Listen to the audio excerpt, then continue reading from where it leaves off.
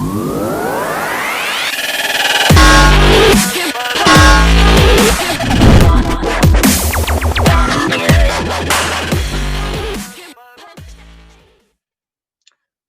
to TopShot NFT. I'm your host, Jason, with Lennox. And Lennox, man, do we have a short but sweet show ready for our viewers. If you guys have been on the TopShot website, you're probably as furious as we are. Lennox, just kind of catch us up on what's been going on as far as the last couple of days. I mean, the market has been absolutely insane, in good ways and in bad ways, unfortunately. There have been 3 shutdowns for the Cool Kids release. So that's the highly anticipated Cool Kids and this up and coming Cool Cats. Cool Cats. I said Cool Kids. Cool Cats. Cool Kids is actually a band that I used to listen to back in the day. Anyway, there are 5 moments that are being released for the Cool Cats, and it's caused pandemonium in the space. So I think what's happening, Jason, is the fact that that release hasn't gone out. We're seeing base packs fly off the shelves like never before. Would you agree? I mean, it's not even a debate. We were a part of it because, like, we're literally on the phone. The Cool Cats cards were supposed to drop. We pretty much anticipated that the site was going to shut down because it happened before in the Deck the Hoops on a smaller scale because they were able to get it back up and running. But man, this time, like, they decided to release this base set of 25,000 packs, and we just kind of noticed it. There was no update. There was no kind of real heads up or countdown like the Cool Cats release was that had, and we were anticipating. And so we're just kind of looking at it like, well, should we buy some packs of this? And then it became this snowball effect of like, I just bought 5 more. I just bought 5 more. And we're on the phone going back and forth on what we're pulling, breaking the packs live with each other. And I think in total, I probably bought like, what would you say? At least 5 packs, maybe 10. Yeah, so probably in the range from 40 or 50 cards. Does that sound about right? Maybe more? Yeah. Yeah. And it's funny because when the first base set came out, and this, it feels like we're literally talking about last year, but this was not even a month ago. And Lennox called me up and was like, check this out. And I bought my first pack, and we were kind of like, oh, these cards are kind of bogus. They weren't worth anything.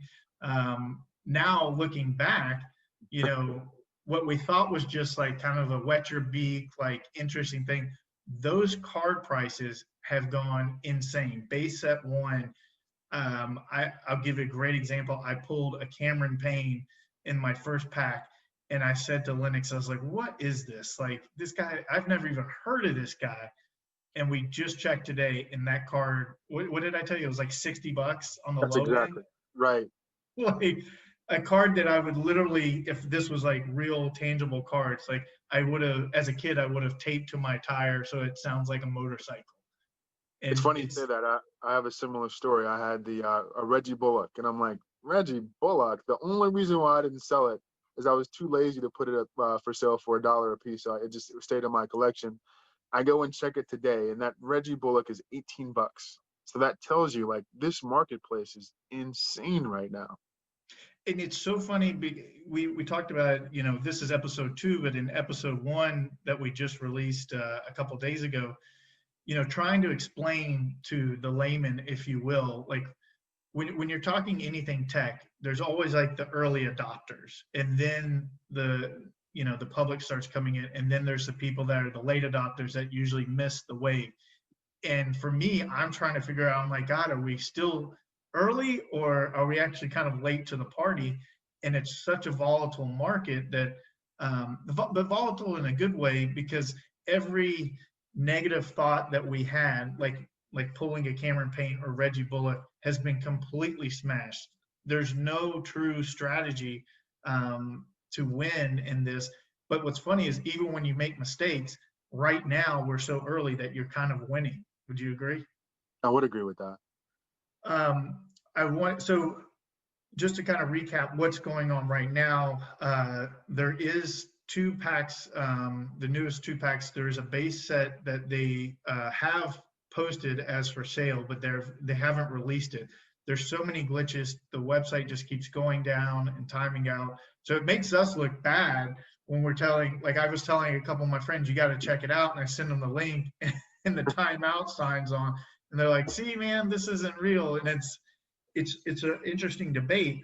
Is this, are these problems just a sign that we're so early and that this is like the gold rush, or is it a future of discredibility? You know, if you watch the movie Social Network, Mark Zuckerberg, you know, the actor guy, was saying Facebook never shuts down; it cannot crash. And to my knowledge, Facebook has never done that. But Facebook isn't experiencing the growth in such a short amount of time that TopShot is. Yeah, You I know? would say in TopShop's defense, this is a very, very new technology. They're operating on a new blockchain, the Flow blockchain. I believe this is their first major project in the Flow blockchain, and a lot of big things to come. As I state everywhere, this is their beta. They're not. Mhm. This is not the officially rolled out product. This is something that's going to get better over time. So I imagine they're back testing and they're trying to fix the capacity issues that they're having with their servers, and hopefully they do get a handle on that, because this is definitely a time where the hunger and the thirst is real. I just want them to get it right. It's so there's not a lot of talk out there in the ether, unless you're in it already, and then you are able to kind of catch wind. So like we've heard rumors that Gary Vaynerchuk, who's huge on sports cards and social media, that he's mentioned it. I personally can't seem to find a link that connects him really talking about it. I feel like someone might have asked him about it and he'd been like, oh yeah, it's something to look into or something cool. But I haven't seen him really push it like he has traditional sports cars. I've heard some people rumbling about that it's been mentioned on other podcasts, but I don't think it's gotten the, you know, the what I'll call the hockey stick exposure yet. But I think the growth has been a hockey stick because literally, you know, in the last week, maybe now we'll say 2 weeks, a third of all their revenue has been conducted in that last week in history. And then the month was over 60% of their history. So, you know, it's just going to the moon. And the question is like, are we just sitting on the rocket and the flames are starting to kick up, or are we already breaking the stratosphere? I think um, it seems so crazy with some of these prices, but at the same time, we keep getting proven wrong. And tell them about like your LeBron card. I mean, that's just the greatest one ever. So when my very first card pack, I pull a LeBron catching an alley oop and basically dunking it. So I'm like, oh, that's kind of cool. Jason will tell you I am no LeBron fan. There's no No. LeBron love here. But I respect the talent. But I won't. That my stance is a story for another day. Well, Mhm. anyway, I pull the card. I go look at it. Oh wow, this is worth $50. That's kind of cool. I think it was number 3,000 of number 3,100. So I paid it no mind.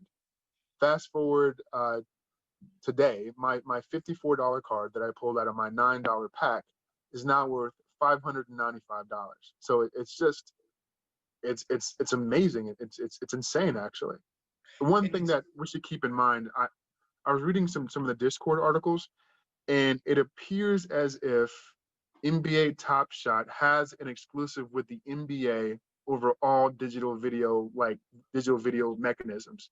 So right. you're not going to see a Tops, you're not going to see Panini or some of the other entrants go into the marketplace with the NBA logo and have cards that are interactive or digital, like they won't have scenes as these cards do. So maybe there is a bit more staying power than I thought originally based on that.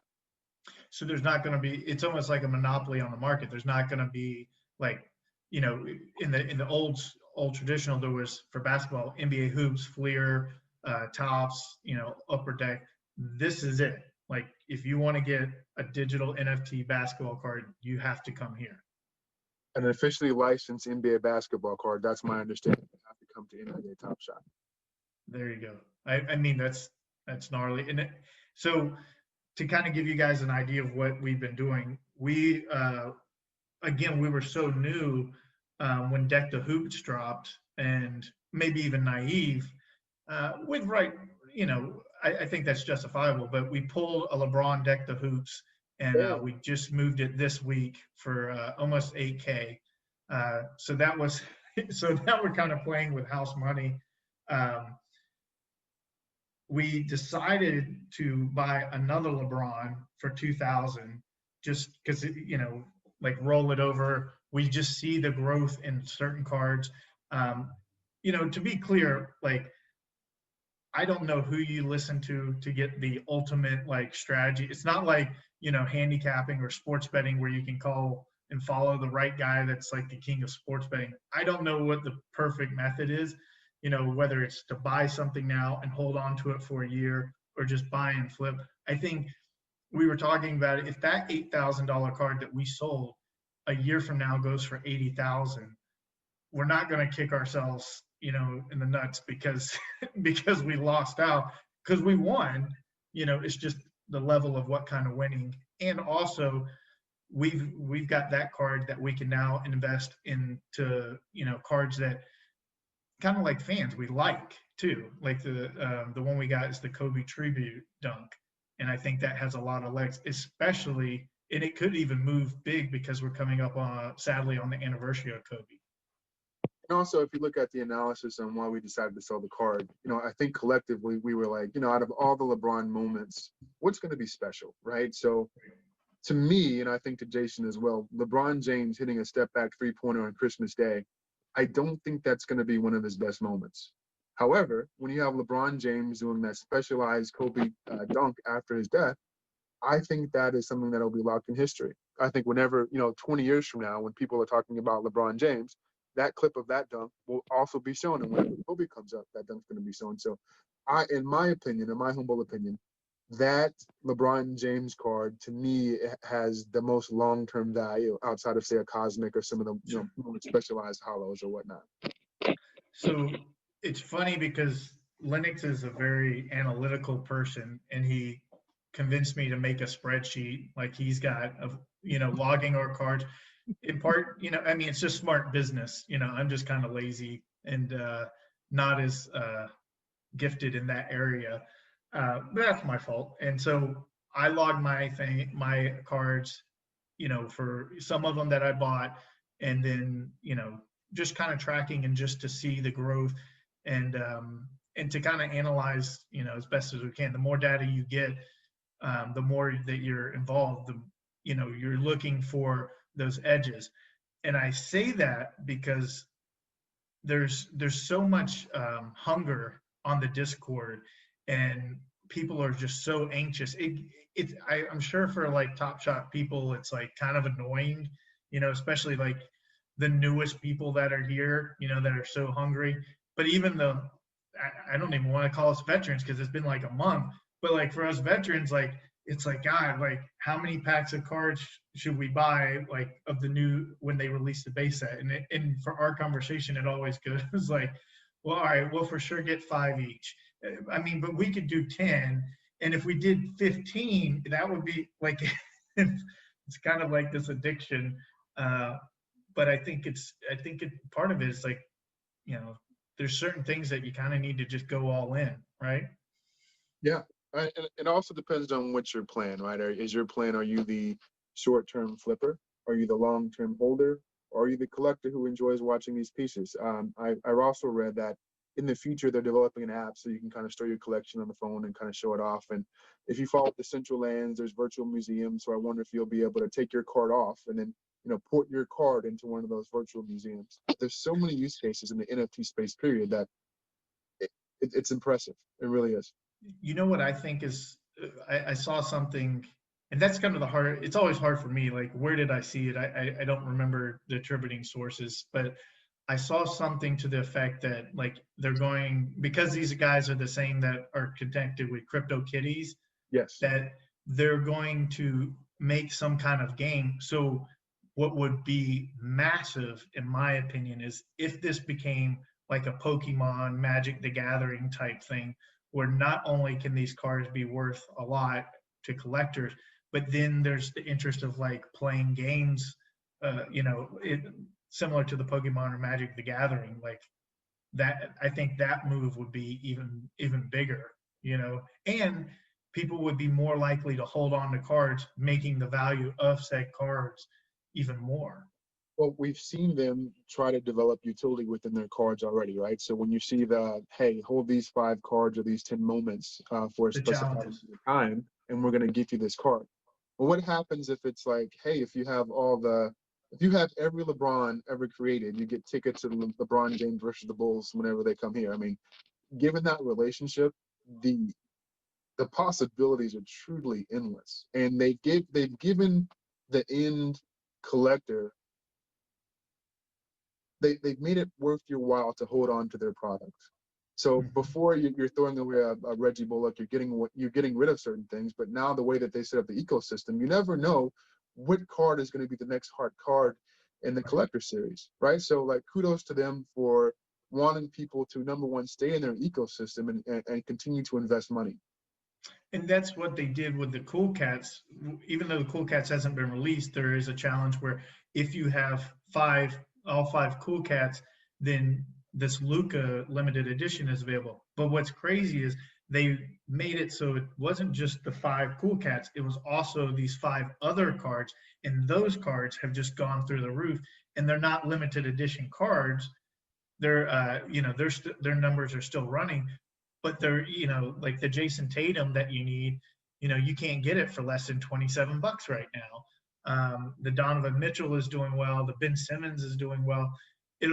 It's kind of funny. It's like there's this land grab of like getting all these cards just so that they're ready.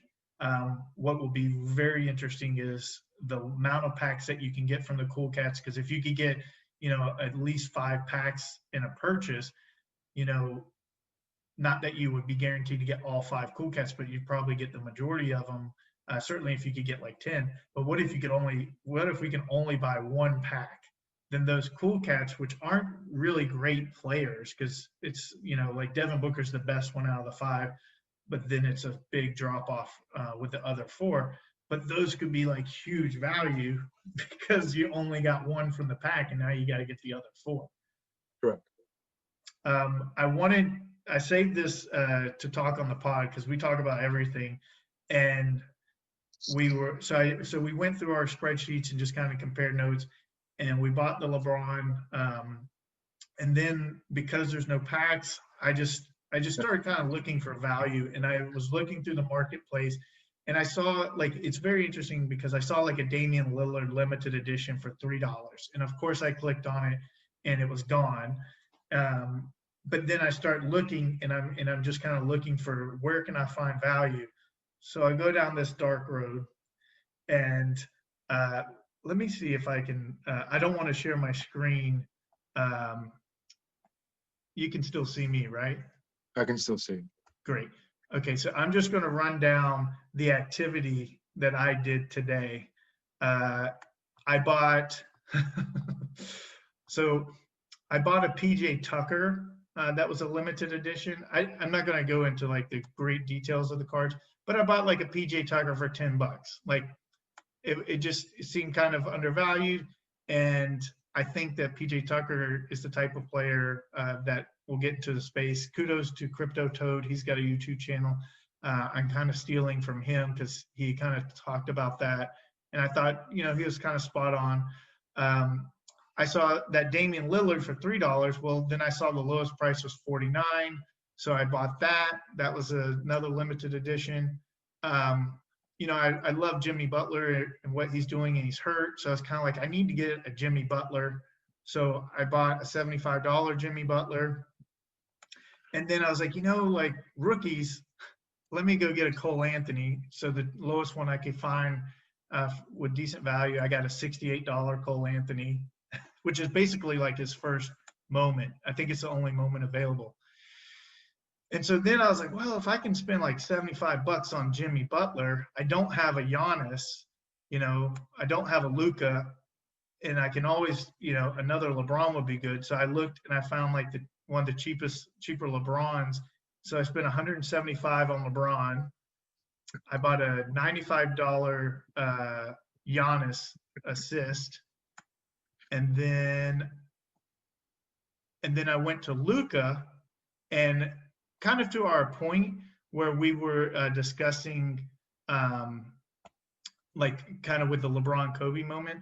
So I bought a $430 Luca, and it's the base set where he's hitting a three to win in the first round. And I think that's like his biggest moment to date. So for $430, I was like, is that going to double in like 2 weeks? Maybe. And I think that's a good play. And then I bought a Giannis, one of the MVP collections, where he's hitting, where he did like a tip in game winner or buzzer beater. And I bought that for $450. I can't leave you unsupervised. That's obvious right now.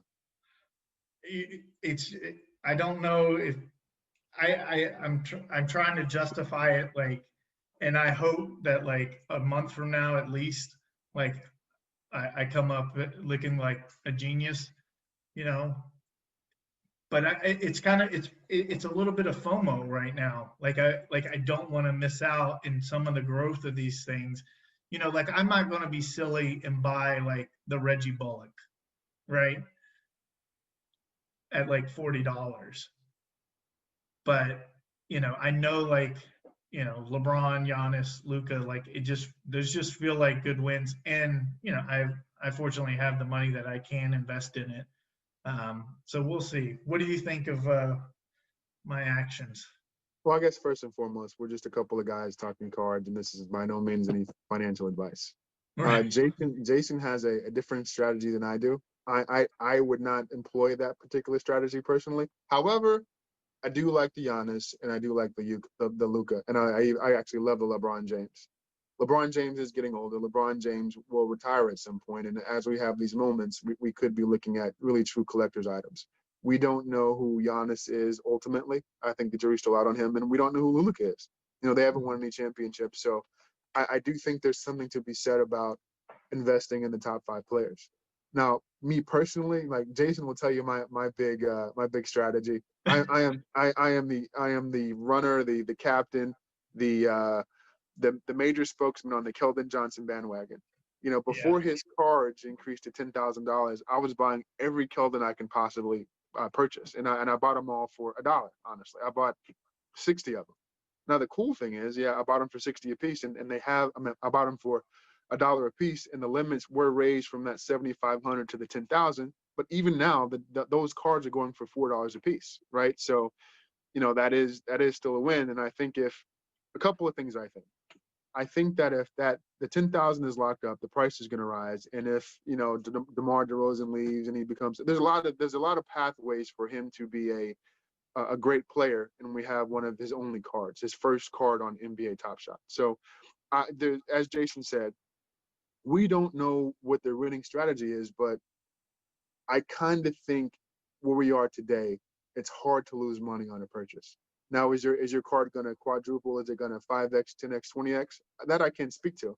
But I think where we are in the market cycle, there's still enough demand that I think you can almost buy anything personally. I Right. really do. I strongly believe that. Again, I don't know what the ultimate strategy is. I'm thinking in terms of, you know, it might like can like in a month from now, like will I be able to double this and flip it? You know, because part of it too is like there is a little sense of fool's gold because even though these cards are going in value and selling and whatnot, but like there's still thousands of these moments, you know. So the serial number, you know, is interesting. Like it really kind of can dictate the price, but you know, like anything, like even like the most traditional sales in like real estate, you can list a house for any price and it could be a fair price, but you still have to find someone willing to pay that price. So the moment the card is only worth what someone is actually willing to pay, and you know you're going to have some misses, but I feel like we're so early, and I just don't want to, you know, I almost feel like it's like buying Bitcoin, like on some of these bigger purchases. I feel like it's like buying Bitcoin at like 25K, you know, and if it goes to 30K, like I've still made 20% on my money. Like I'm not upset with that. I think this is trending in a much, you know, more hockey stick level. Um, I did want to mention, because I know we should probably wrap this up, but it's interesting today because Bitcoin is actually down to 30K.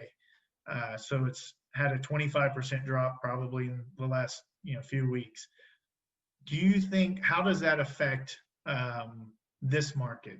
Does it hurt, or are they just not even correlated? What do you think with that? Yeah, I definitely think they're not correlated. NBA Top Shop has done a great job of separating their technology from cryptocurrency. So when you tell somebody NBA Top Shop, they go to the website, they go buy it, you don't realize that the underlying fundamentals are on a cryptocurrency blockchain. So with that being said, you're attracting sports fans. You're not well, you are surely there's some cryptocurrency fanatics in buying NBA Top Shop cards, but by and large, I think the great thing about NBA Top Shop is they found a way to bring cryptocurrency to the masses, and they don't even know it. They don't even know that they're participating in a cryptocurrency play.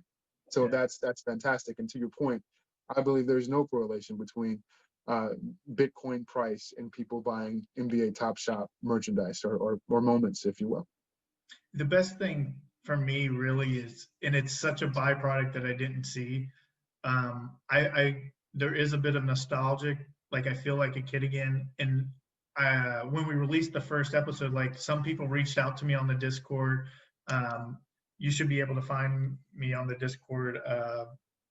I'll drop my handle in the details. But they're just saying, "Oh, we watched it. It's really cool. Like you're so on point. Like because this makes me feel like a kid again." So it's not just young people. It's people that are 90s kids, 2000s kids, maybe even 80s kids, that are finding this new interest, and that is part of the strategy in a bit of itself. Like I don't want LeBron hitting a 3-pointer on Christmas, like as one of my moments, like. But the Kobe dunk is huge. Any dunk really by LeBron, like I prefer that over him taking any kind of jump shot. I'm not a huge Luka fan. I appreciate him, but like I know that moment was huge in how the ripple was throughout the league when he hit that. It's like that was kind of like an arriving moment. So I kind of like having that in my catalog. So if I have to hold on to that, to see value, that's okay. Because there's I'm becoming a bit more of a fanboy than just a spineless investor, and that's kind of a cool byproduct.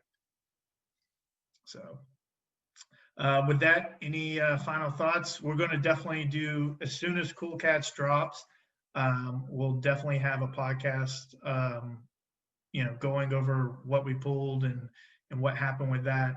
My prediction is that there'll probably be some more base sets that drop before then. I think what they're actually doing is they're dropping these base sets to kind of test, to prepare them for the Cool Cats. And that's why they're not like even giving a post. Like they just want to see, like, can they handle it when the pressure's not really on, so they don't have another debacle like they did earlier this week. So yeah, your final thoughts, Lenny? I have a question for everybody in the comments. How has the intermittent connection of the servers and not being able to buy packs, how's that affected you? Are you still pro NBA Top Shop? Or are you more, this may not be for me? Curious as to what your thoughts are, because I would be lying to tell you it didn't bother me a little bit. That would be a lie. So I'm curious to know what the folks out there think, and I'd love to have a conversation about that. Yeah, guys, hit the subscribe button. We're here for you. This is basically just our conversation that we would be having anyways, but we're also trying to educate and bring some attention, more so to help us. So when you guys comment and say, well, this is right and this is wrong, like we were actually wrong on kind of when you open the packs and like the minting, Yes. we just didn't know. And that's a big part of this thing. There's a lot of holes in knowing what's real and what's not. So if drop a comment, educate us as well. We'll mention it on the podcast, and together we can kind of navigate this and hopefully see it grow even bigger than I know it's going to get bigger than what it is today. Like every day, it's just amazing. But stay tuned, and we're going to do our best to entertain, and hopefully I can kind of be more stable on my purchases, but we'll see. Probably not. All right, guys. Cheers. Good, Linux.